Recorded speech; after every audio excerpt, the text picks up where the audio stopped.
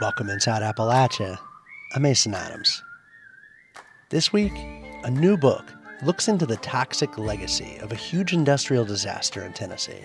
In most cases, when power companies burn coal to produce electricity, they just dump the coal ash into big, unlined holes in the ground. The Kingston disaster finally forced the EPA to take coal ash seriously and look into it. Also, rock climbing gear wears out, but it can still live on as art. Sometimes the ropes or the bolt hangers, I know where they came from. And so when I'm building these pieces and I can tell people oh yeah, that one came from Linville Gorge, you might have climbed on this. And an Eastern Kentucky pharmacist serves vegan food for the holidays. Nobody complains. I do Thanksgiving, I do Christmas, I do most birthdays, but nobody ever complains. They're completely happy. You'll hear these stories and more this week inside Appalachia.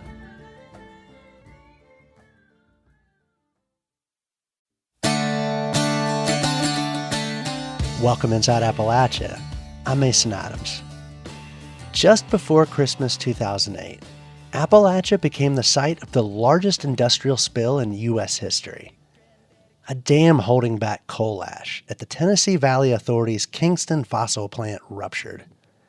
The break released over 1 billion gallons of toxic coal ash slurry. The spill, and what came after, are the subject of a recent book, Valley So Low: One Lawyer's Fight for Justice in the Wake of America's Great Coal Catastrophe. I spoke with its author, Jared Sullivan. So, your book, Valley So Low, begins with a coal-fired power plant outside Knoxville, Tennessee, in 2008. What happened there? So basically, TVA built at the time, it was one of the world's largest coal-fired power plants outside of Knoxville. And after decades of burning coal to produce electricity, they had this huge mound of what's called coal ash, which is basically what's left over after you burn coal. And it reminds me of after you have a charcoal, barbecue, the stuff that's kind of left over afterward, that silty, sooty stuff. Well, this mound that TVA had outside of Knoxville was 6 stories tall and 84 acres around. So almost like a little mountain, right? So in the middle of the night, this mound just collapses, and 1 billion gallons of coal ash sludge cover the countryside, cover 300 acres, damage almost 30 homes. One home in particular got totally shoved off its foundation and thrust against this embankment. People had to be rescued from their homes. A car was upturned. It was a huge, huge mess. And it was something like 100 times larger than the Exxon Valdez oil spill, just in terms of the material release, the sheer volume of this material. So the Tennessee Valley Authority is an important player in this book, arguably the antagonist in a lot of ways. And it's a utility that operated at the power plant, but it's different than other utilities. I'm interested in hearing more about the Tennessee Authority and kind of its background before this disaster. TVA was set up to do 3 things. It was to control the Tennessee River, which is I think it's the 5th largest river system in the country. To improve agriculture, there was millions of acres of eroded farmland here in the Tennessee Valley. And the other was to produce electricity. And that was a huge, huge part because electricity allows you to build factories, to develop your economy, and all that good stuff. And then TVA's board of directors, they quickly hired an army of 40,000 men in the middle of the Great Depression to start throwing up hydroelectric dams throughout this whole region. They ended up building 39 hydroelectric dams in all. And over the next few decades, incomes here rose hugely because of that, because all of a sudden, you could have factories. So it was a huge, huge boon to this region. And it was, TVA is it's a power company owned by the federal government, and it did great, great work on behalf of the people. We here in the Tennessee Valley owe a lot to TVA. I'll say that. We owe a tremendous amount. So the Kingston coal ash spill is the largest industrial disaster in U.S. history by volume. But the spill itself was really just the first part of the story that makes up your book. What happened next? The spill was an utter disaster. Fortunately, no one died. It damaged almost 30 homes. But the real tragedy is after this disaster, these union reps start calling blue-collar workers from across the country saying, we have a 1 billion gallon mess down here. We need people to start cleaning this up fast. So 900 men and women from across the country descend on Kingston, Tennessee to get to work. And Remember, this is 2008. The economy is on its knees. The housing market and the stock market have just collapsed. So these blue-collar workers are grateful to get these phone calls about coming to Kingston, and it's really a godsend. I quote one worker's wife in my books describing it as a godsend. It really was. It was a chance for her husband, his name is Ansel Clark, to work a lot of overtime over the next coming years, and that would allow them to save for retirement finally. They bought a new lawnmower, which they desperately needed. The workers knew it was bad for the environment. This bill caused all sorts of havoc. The tragedy is that once they got to work, this coal ash stuff is everywhere. And for the first year or so, the coal ash was mucky. It rained a lot. It got into the river. So this stuff was kind of packed on the ground. But after a year or so, it started to bake under the Tennessee sun, and this coal ash stuff started to whip around the job site. And the workers started to inhale it. They started to get bloody noses. They started to pass out on the trucks. They started to get dizzy. And they went to their foreman and also one of TVA's contractors, Jacobs Engineering, and asked for dust masks and respirators. And they were routinely told no. They said they were told that there's nothing in the coal ash that could make them sick or harm them, that their symptoms were probably because of allergies or pollen or whatever. So the workers shrugged it off for as long as they could. And also the workers were pulling 14-hour shifts in many cases. So for a long time, they told themselves, well, I just feel bad because I'm working so hard. But eventually, it becomes undeniable that the coal ash is making them sick. They start getting cancer diagnoses, start having heart problems. And that's when these sick workers approach the protagonist of my book. His name's Jim Scott. He's a personal injury attorney in Knoxville, Tennessee. And he was really the only person that would listen to them. And he believed them. He did a lot of research and a lot of investigating to make sure that the workers were telling the truth. But after he did that, he realized, yeah, these workers should have been given respirators or dust masks. This coal ash stuff is full of arsenic. It's full of beryllium. It's full of silica. It's full of stuff you absolutely do not want to breathe. So then Jim spent the next 10 years of his life pushing this case through federal court. And it was a brutal, brutal, brutal process. For Jim personally, he wrecked his marriage basically because of this case. It also has a huge toll on the workers. They had to spend a decade of their lives as they're increasingly getting sick, wondering if they're going to get any money to cover their mounting medical bills. It was a brutal, brutal, brutal process for all involved. So how do things stand today with regard to these workers and this case that they brought against the TVA? So after almost 10 years of litigation, the two sides finally reached a settlement, and it ended up being about 230 workers settled the case for $77.5 million with one of TVA's main contractors, Jacobs Engineering, who I should say disputes my reporting, and they deny all wrongdoing, as does TVA. So it was a case of too little, too late. That's generally how the workers feel about the settlement. After they paid their attorneys and split up the recovery, they would each get $100,000, maybe $200,000, depending on how sick they were. But it's after a decade of waiting around to see if they'll get any sort of compensation. That result is not abnormal. I talk a lot in my book about the Exxon Valdez oil spill. There's a lot of parallels between the Kingston disaster and the oil spill because it's a similar thing where people's lives had clearly been ruined. Blue collar, everyday folks, their lives have been ruined by corporate misdeeds. But then the corporations they're up against have so much money that they can drag out the cases for years, if not decades. Eventually, the plaintiffs, the sick blue collar workers, just have to capitulate, and that's what happened. These workers had gone on for so long that they got so desperate for money because their illnesses were becoming so grave. They just had to basically accept whatever was offered to them at the end, but that's the playbook. That's the corporate playbook in situations like this. The Kingston coal ash spill, and then a subsequent spill by Duke Energy on the Dan River in 2014, led to some changes in federal regulation. What's the status of those regulations? What's different? Has anything actually changed? Yeah, that's a good question. So after the Kingston disaster, the EPA slowly, and I would say reluctantly, began to look into whether coal ash needed to be regulated. And there are 750 coal ash ponds across this country. And when I say ponds, it's kind of a misnomer. In most cases, when power companies burn coal to produce electricity, they just dump the coal ash into big unlined holes in the ground. And studies have shown that most of these ponds leach contaminants into the groundwater, into American rivers. The Kingston disaster finally forced the EPA to take coal ash seriously and to look into it.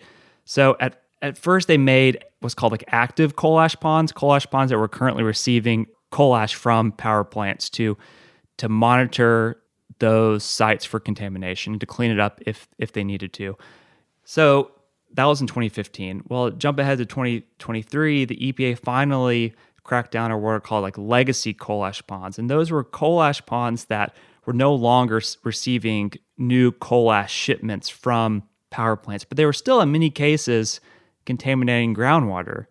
So these rules were a great step. They were long overdue in my view. The trouble is that these rules are self-enforcing. So that means the EPA is not sending people around the country to test these 750 coal ash ponds.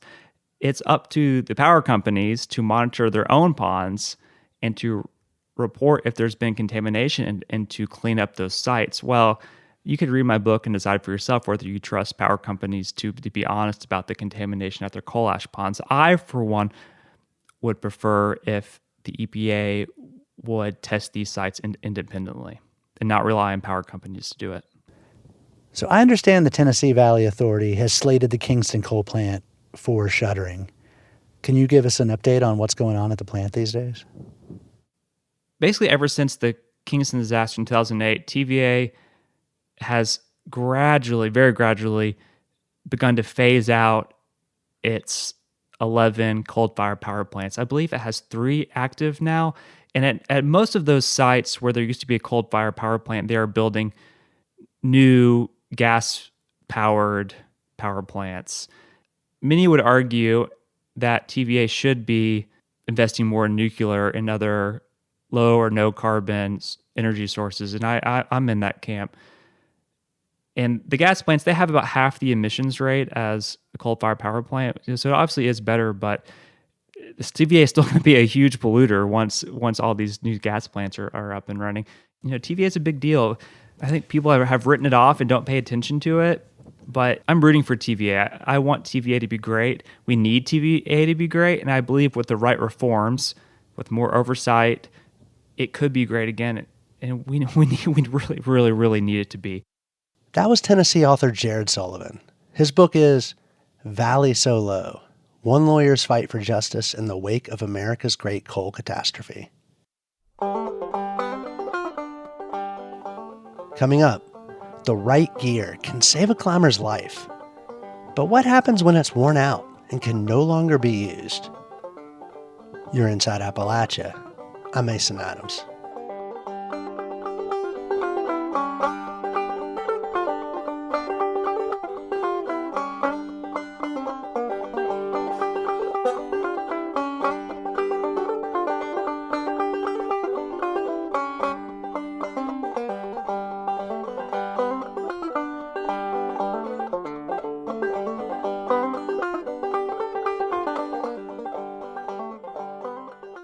Support for Inside Appalachia is provided by Concord University, focusing on students' futures. Classes available at concord.edu/apply. Over time, outdoor gear wears out. Boots lose their tread. Kayaks and canoes spring leaks. Climbing rope frays. Most of it you have to throw away. In western North Carolina, though, there's a climber turned crafter who keeps old climbing gear out of the landfill and finds new life for worn-out equipment. Last year, Folkways reporter Emily Chen Newton brought us this story. As rain pours down on a screened-in porch, 8 women, all climbers, are gathered for a workshop in Hendersonville, North Carolina. They're here to learn from Shelby Treichler. You're going to be learning some like basic stuff and then some of like my stylistic things. So one of my stylistic things is being able to get like a really tight coil. Today, they're making can cozies out of old climbing rope. Shelby instructs the group how to coil the rope to make the flat base, and then how to bring the rope up and around the can, forming the walls of the holder. So if the last part of it was all about keeping the glue line straight so it could go flat, this step up is about having it at kind of like a 45-degree angle. Shelby points out there's a long tradition of climbers repurposing their ropes, mostly into woven rugs. But when she started turning her art into a business, Cactus to Pine, around 2019, there weren't that many people treating it as a craft and selling their work. Now, at her workshops, she shares important tidbits like how to not glue your can to your cozy while you're making it. Like, just twist your can every now and then and make sure that it's not getting stuck to it. I've had several warm beers in the middle of the day where I've gotten cans stuck in it. So I'll just go ahead and crack it and drink it because it's easier to get the empty can out than a full can. Waste not, want not, just trying to say what I can. She's also developed a signature aesthetic to her work.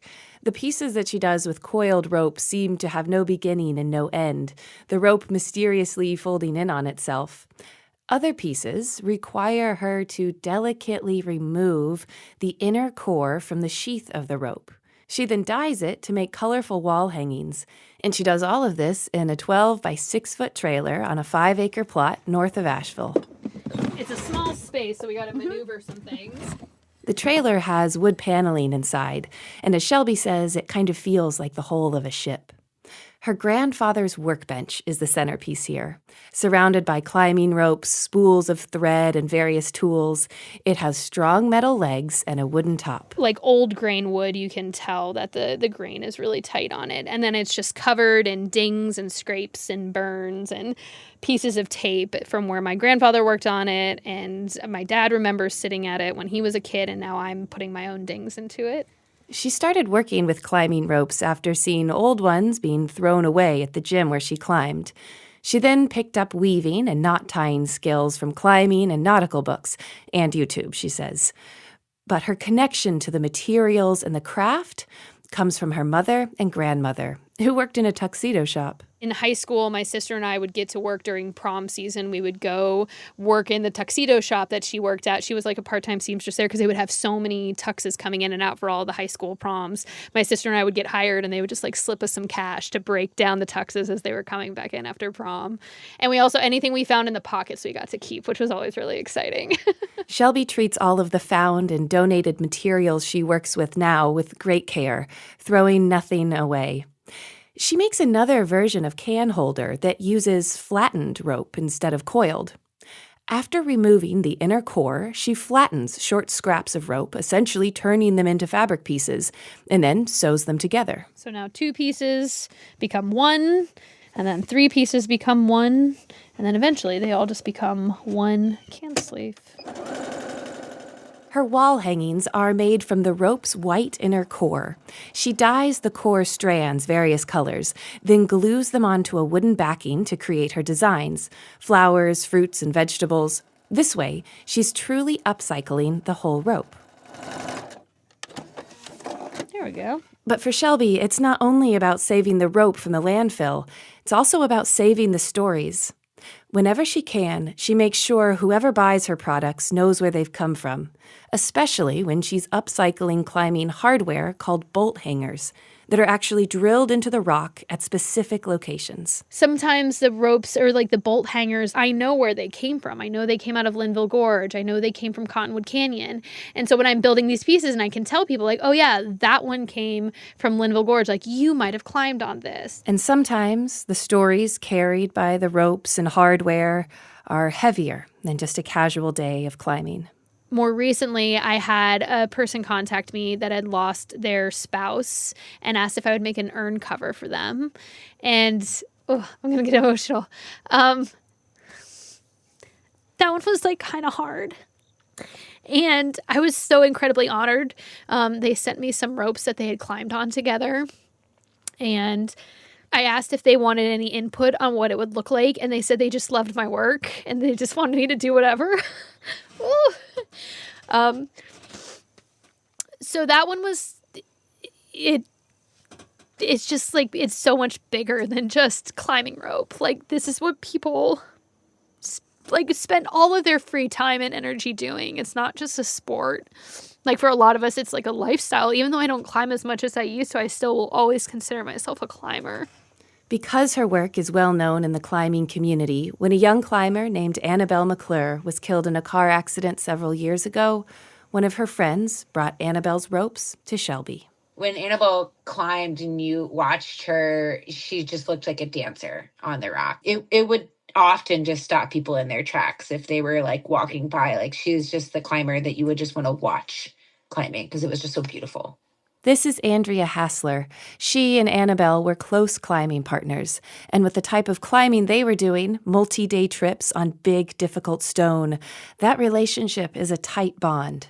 Your joy and successes, as well as your failures and fears, you experience that all together, and you can almost feel it like viscerally, like through the rope. You know, somebody's up there climbing and they're scared and trying hard, or they're having a great time, and you're both tied into either ends of this rope, and that is your literal lifeline.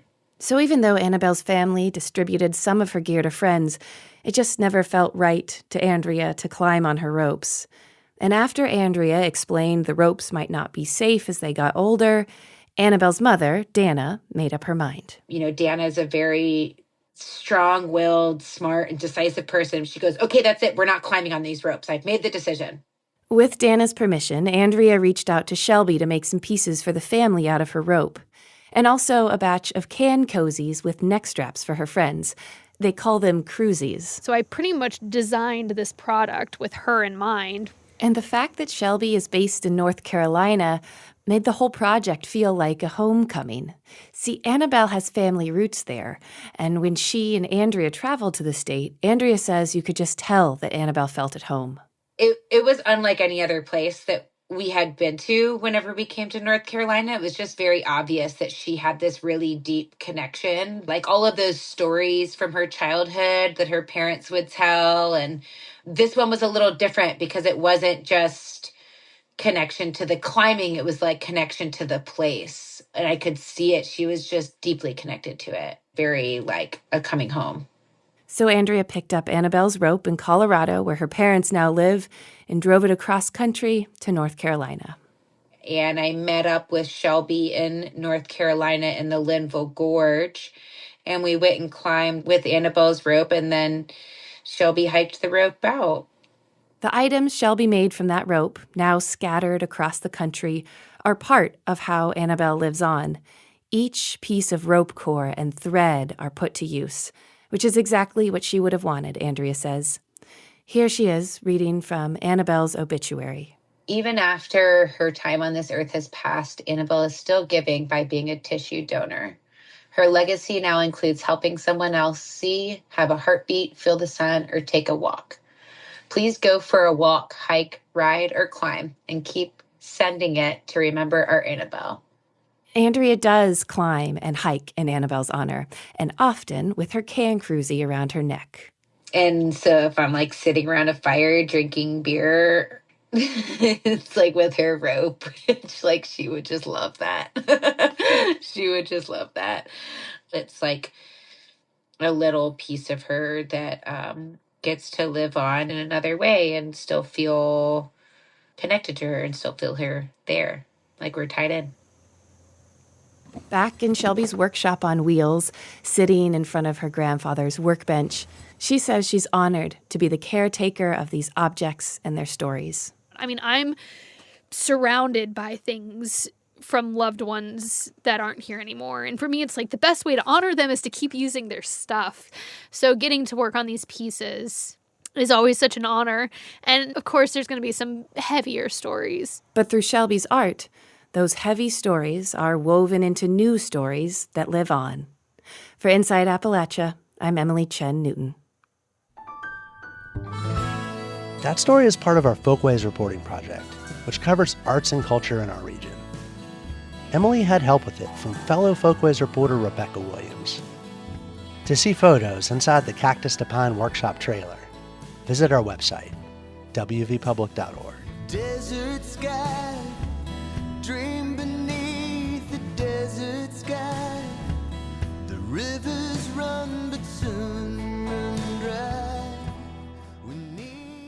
This past winter, 200 snow geese in Allentown, Pennsylvania died from bird flu. Avian influenza is threatening bird populations across the U.S., but it's a threat for more than just birds.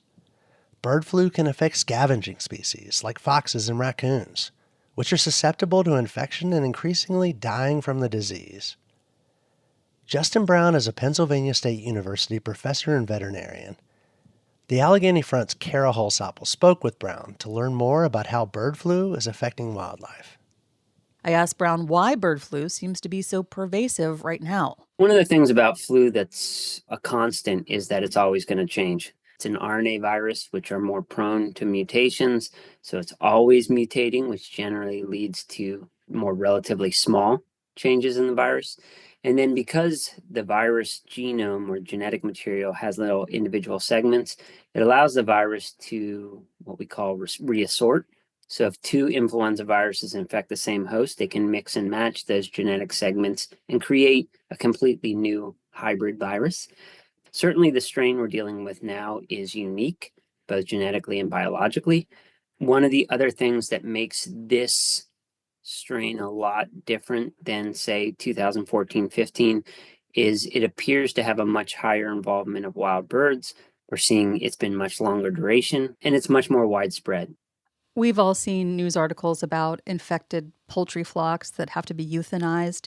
What can be done in the wild to prevent bird flu? Certainly, it's a lot more challenging, and we're much more limited on what we can do. We often will think of flu as wildlife is a source, and then it spills over and causes disease in domestic animals. One of the real unique things with this virus that we haven't dealt in the wildlife sector with as much is this one is actually having potential for population level impacts. So we're not just managing wildlife to prevent spillover to domestic animals, but in some cases, we might be managing wildlife because of the wildlife itself. So certain species like California condors, which are susceptible and endangered, there have been some concerns with those. Some of our raptor species like eagles. Some of the things that have been considered would be things like vaccination. I know that's happening in some countries and with some species. That is quite a novel approach, something we haven't done historically with flu virus. And other things may just be things like carcass pickup to limit the extent of the outbreak when it is occurring in a population with things like vultures and things like that. We know that poultry farm workers and other agricultural workers are most at risk for being infected by the virus. How could people contract avian influenza directly from wildlife? There is always going to be a risk. And so people like hunters, particularly waterfowl hunters, they are going to be harvesting their animals. They're going to be processing them, considering things like PPE, properly cooking products that you may have from harvested animals. But now that it's moving into more companion animals, particularly with cats being the most susceptible, I think that is something where it's really important that pet owners realize where the virus is. And so if there is an active outbreak in your state or in your area, being aware of the risks of particularly your cat, if it's got access to outdoors, be aware of the animal showing clinical signs. And if you do see anything that's of concern, bringing it to your veterinarian.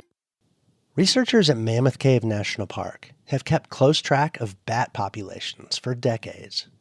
They've ramped up those efforts since the emergence of white nose syndrome in 2012.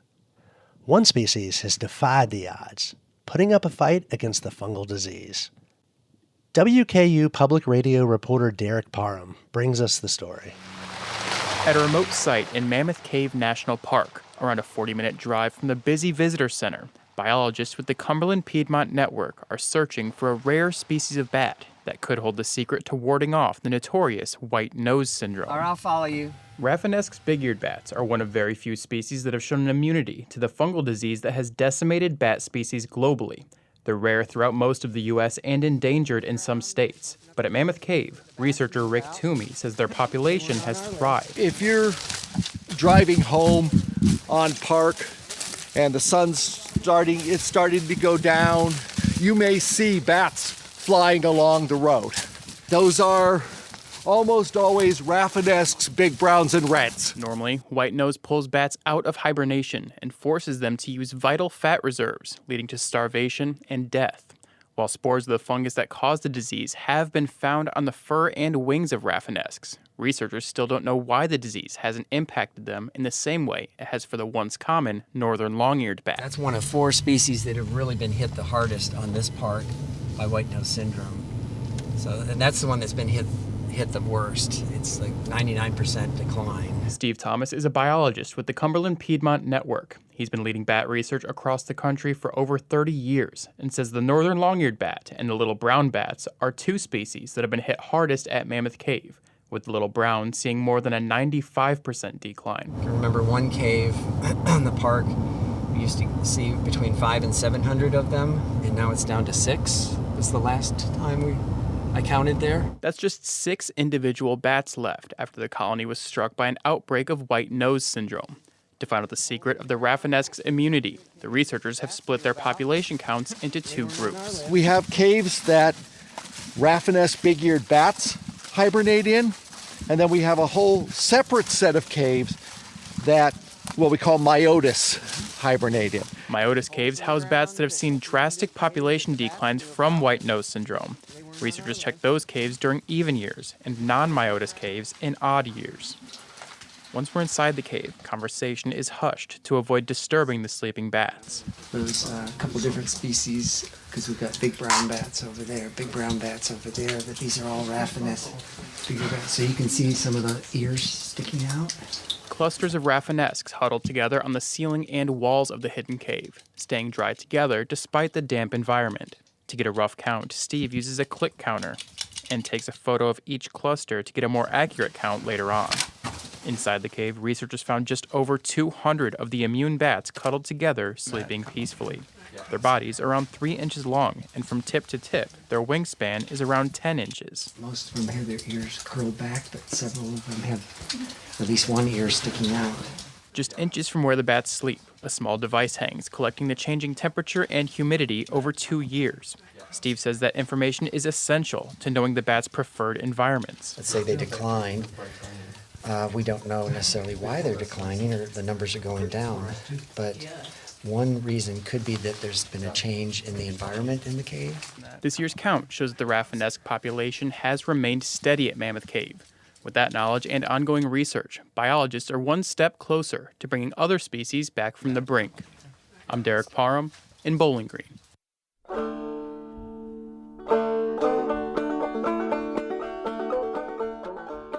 President Donald Trump recently signed an executive order to boost mineral production, quote, to the maximum possible extent. But as many Appalachians know, mining is complicated. Kentucky Public Radio's Justin Hicks reports whistleblowers are warning that federal budget cuts are severely weakening the agency meant to keep miners safe. A giant rusted conveyor belt looms over the highway in Mont Cole, West Virginia. Underneath, 29 shiny black miner helmets adorn 29 red crosses. Photos are taped to a steel beam. And most of these photos have been here so long that they're just faded by the sun. In fact, most of them are just completely white. There's 1 or 2 that you can make out eyes. This is a memorial to miners who died 15 years ago in the worst mine disaster in half a century. There's not a day goes by that it don't cross my mind. That's Stanley Stewart, one of the 2 survivors from the mine explosion. I still have occasional nightmares. Every time I seem to think I'm over, the next thing I know is, wake up, Stanley, you're home, you're okay. The mine's CEO was found guilty of knowingly cutting corners. Investigations found he was enabled by an understaffed federal agency that didn't aggressively enforce safety laws. Stewart still recalls performing CPR on his friends that day. They smelled like dynamite. Nostrils and mouth just filled with black soot. And you're working on them and you know that they're gone. That you hope maybe. But that was a bad day. Today, he and other whistleblowers say the Trump administration's cuts are setting the stage for another deadly disaster, even as Trump himself is promising on social media to use more coal. Kerry Clarkson represents Department of Labor workers for the American Federation of Government Employees. He says the Mine Safety and Health Administration's budget has been flat for years, to the point where it can barely keep up with routine inspections, much less target bad actors. And we're just so low on manpower right now. We just can't do all that stuff. Clarkson's union says they know of around 120 employees at MSHA who took the sweeping fork-in-the-road buyout offer. That's about 7% of the small agency's full-time workforce. Another 90 who were set to be hired had job offers suddenly rescinded. I mean, out of the 120, I can't imagine how many years of experience we've lost. DOJ has also announced on its website that it's terminating leases for dozens of mine safety offices across the country. Clarkson says the union asked what that means, but to him, it's apparent labor officials weren't part of that decision. You ask the questions, are you all going to transfer these people to another office, or are you going to terminate these employees? And there's no response, and it's scary times. Joe Main was early in his tenure as the head of MSHA when the Upper Big Branch mine disaster happened. He says he inherited an understaffed and inexperienced workforce, and it's on track to be worse today. It don't take a rocket science to figure out we're on a similar path, but on steroids right now. Main says he's bothered by the lack of pushback from elected representatives.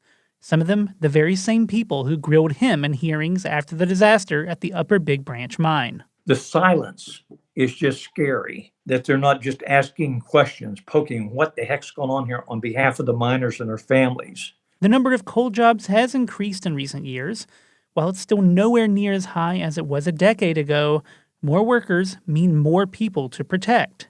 Back at his home, Stewart says that means miners are in a vulnerable position. These guys, it's going to be tough.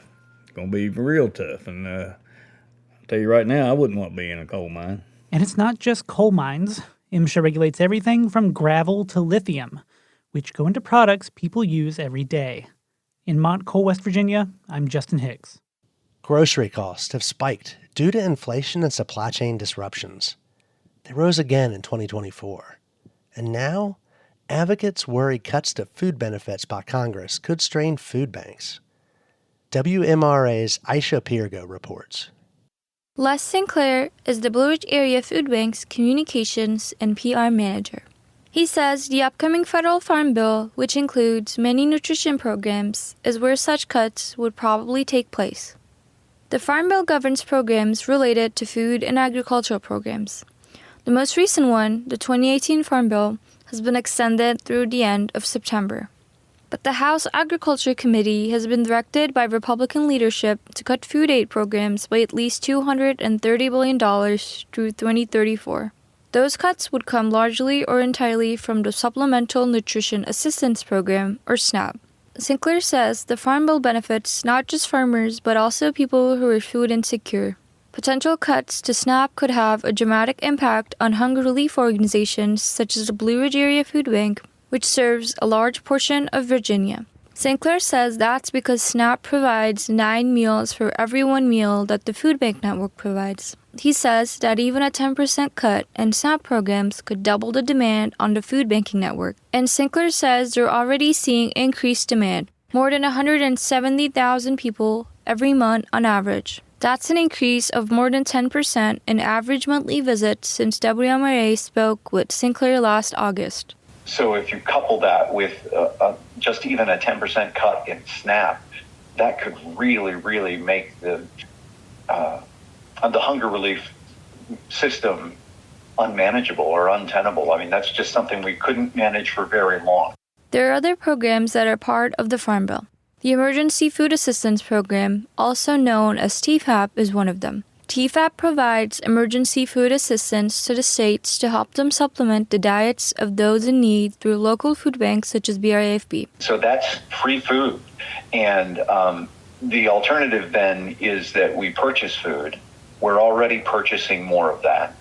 Before the pandemic, we spent about $1.8 million in buying food.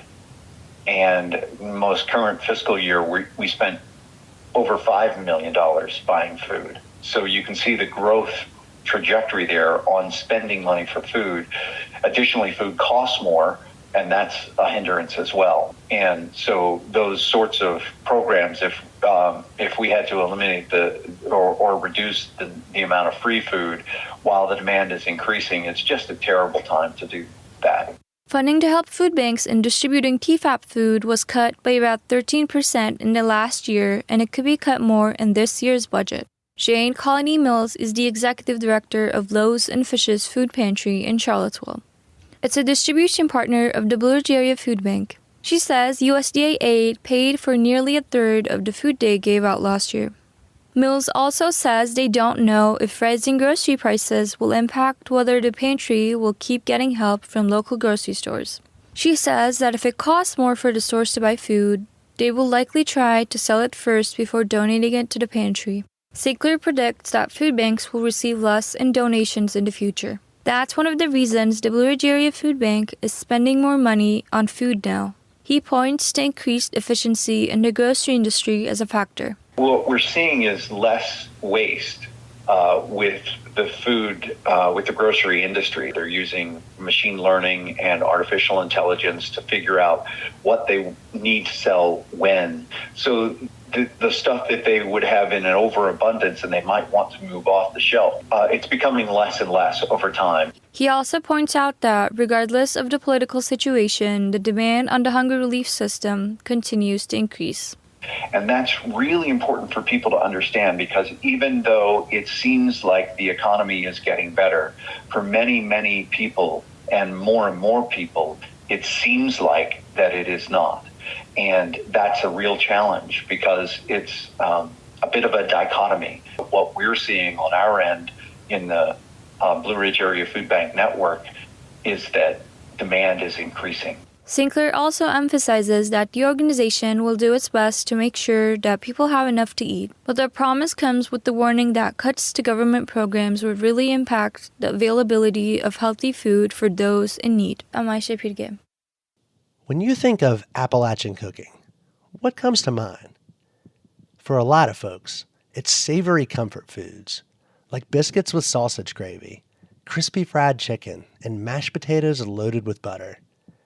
But what about folks who want that comfort food without involving animals? Jan Brandenburg is a pharmacist and poet in Eastern Kentucky. Over the last 30 years, she's collected and perfected recipes that take a plant-based approach to the Appalachian table. Producer Bill Lynch spoke with Brandenburg about her new book, The Modern Mountain Cookbook. You know, let's start off with just the one basic thing is, looking at your book, I didn't get the sense that you were raised a vegan? No, not at all. No, I grew up just as a regular mealtime person. I actually worked at both the stockyards and a tobacco warehouse that my family ran. The restaurants, those kind of places just are open for sale days, and so my family ran the restaurants in those two businesses in Pulaski County. Okay, so what was the dinner table like when you were growing up? What was the dinner table like? Catfish, hamburger steak, hamburgers, hot dogs, and, you know, lots of biscuits and gravy, cornbread, and green beans. We ate a lot of green beans. Both of my grandparents had big gardens, but, you know, there generally was like fried chicken or something to go along with it. When did you become a vegan, and how did that happen? I became vegetarian in 1995 for love of animals and wanting to let my dinner table reflect my values a little bit more. And then I just gradually made that transition to veganism. The more I read about it, the more familiar I got with products and the way to cook to do that. And I think I've been fully vegan since 2006, but I spent a lot of years of those early years eating vegan also. Everything else was minimal, but, you know, you get out somewhere and you get in a bind. I wasn't as strict as I am now, you know, fully embracing that, because now I'm prepared. I'm prepared for whatever any town can throw at me. I am ready to eat vegan. When did you start cooking? I've always cooked. I mean, I always say that easy bake oven, that was it for me. That little light bulb. So I've always cooked, even as a teenager. It's just something I always like to do. When I worked as a kid in the restaurants, mostly I was the dishwasher, so I didn't get to do a lot of cooking. But I was always in the kitchen when my grandmother made all those pies, and she would just let you have free reign in her kitchen. She had every confidence that I could bake anything that I wanted to, even if I didn't have any experience. It was no holds barred in my grandmother's kitchens. They really just didn't mind, especially my paternal grandmother. With someone who writes a cookbook, you would imagine you got good at it. So when did you know that you were good at cooking? Probably even as a teenager. Yeah. My mother didn't particularly like to cook. Mm-hmm. And so I did a lot of cooking growing up, baked cupcakes for my little sister to take to school. Even in college, I did a lot of cooking with my roommate. And somehow it just transitioned in. I was the hostess for most any family gathering that we've had. And that has continued even though I am vegan and not much of the rest of my family is. How does that go with those when you're hosting, I guess, get-togethers and, I don't know, like barbecues or whatever? You would be surprised, really. Nobody complains. I do Thanksgiving. I do Christmas. I do most birthdays. We have luau's. We have fiestas. I'm really creative in what I can pull together from plant-based materials. It really is a lot in the seasoning, but nobody ever complains. They're completely happy. I always joke that, maybe they just really hate to cook, but they really do like to come here. It's good food, and they're all used to it now, and nobody says anything about the fact that it's vegan. When did you start adapting older recipes to, I guess, plant-based? Well, the minute I made that transition, even when I became a vegetarian, if you're a creative thinker, you think, what do I want to do here? What do I want to do to make sure that we meet our traditional values, I guess? You want people to feel comfortable with what you're serving. I want mashed potatoes. I want broccoli casserole. These are all things that people expect. So it was just kind of a dish at a time. When it got to be holidays, sometimes I did a test run, to make sure that it all worked out. I guess holidays really were the impetus a lot for developing new recipes. Other than that, when I'm cooking just for me, I can go pretty simple with some tofu and roasted vegetables. But if you're going to have a crowd, and I do, I probably have people over for dinner at least once a week, sometimes more, even for something like St. Patrick's Day. So you just want people to be comfortable and get something that they anticipate for that particular meal. And so it just keeps going. What does a vegan St. Patrick's Day feast look like? We had Irish stew. I had shepherd's pie. I made some brown bread, and that was the first time that I had done that, and I wasn't especially happy with that, so I made a backup of cornbread. We had an Irish pea salad and some green cupcakes and some wine. And some wine, okay. Some Guinness. Which is vegan. The wine and the Guinness are vegan. So yeah, you do kind of have to shop for the vegan wine. Not all wine is vegan. Not all beer is vegan. So in adapting cooking and finding ways to make these recipes, what was difficult? Were there particular things that you wanted to create that were harder to create? Pies were hard. So I have in the cookbook there is a chocolate pie. My grandmother made the best pies.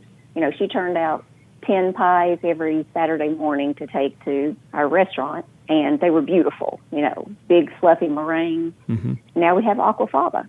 But that probably was like the biggest game changer as far as what you can make, because that really replicates egg white. And so like her Italian cream cake I can now make, and also her chocolate cream pie.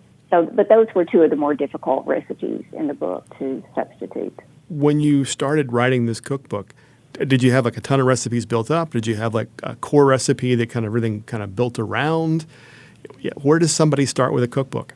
Particularly a vegan cookbook. I did have, it was kind of an accident that I did this, because I have a lot of recipes and I kept up with them, like most cooks do. I always, jot down if I make a change and, measurements and I do make a lot of changes. That's just the way it goes when you cook. You're like, you can always improve it. And so I was just driving to work one day and heard them talking about University of Kentucky Press. And I thought, I should do that. I should send that in, because I've always loved to write. I've written other things. I wrote pharmacy articles. I've written poetry.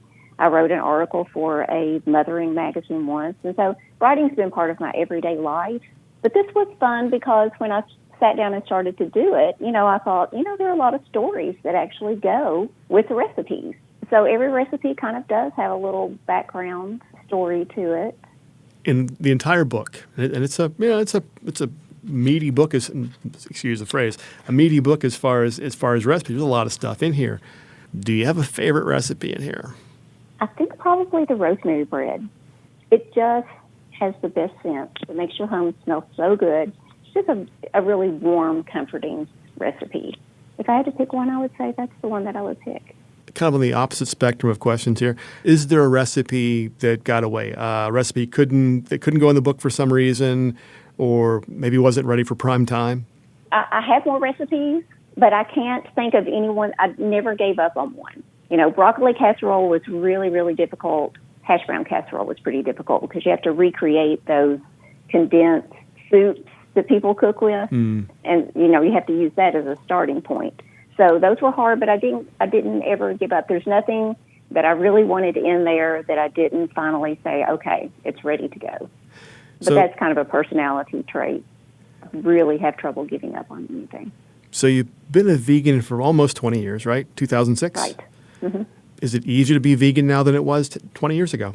So much easier. So much easier. I mean, it's really not like if you want to eat out a lot, especially when you live, I want to live in a small town. That's just what I love. If you go to a bigger city, it's very easy. But in a small town like Berea or Irvine, where I lived right before I moved here, it's still hard to find something if you would like to eat out a lot. But other than that, if you're willing to cook at home, it's very easy. So what comes next? I have another cookbook in mind. Okay. This one I would like to focus on because my friends and I, last year, we decided we would just do these themed happy hours. So we had like game day, and we had the fiesta and the luau, and we had disco, and how like the 70s were really big for casseroles. Right. And so we made menus around all of those, and it really made me like write a lot of new recipes, like a s'mores pie for Camp Vegan. I did a fried ice cream pie when we did fiesta night. I really have a lot of other recipes that I've developed, and so I'll probably be like plant-based celebrations, large and small. That's what I'm thinking. The book is The Modern Mountain Cookbook, a plant-based celebration of Appalachia by Jan A. Brandenburg. Jan, thanks a lot. Thank you. You have a good evening.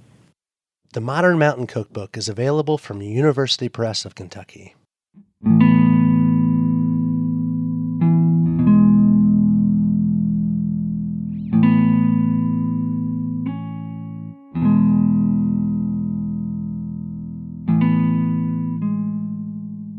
Till next time, thanks for joining us as we journey throughout Appalachia.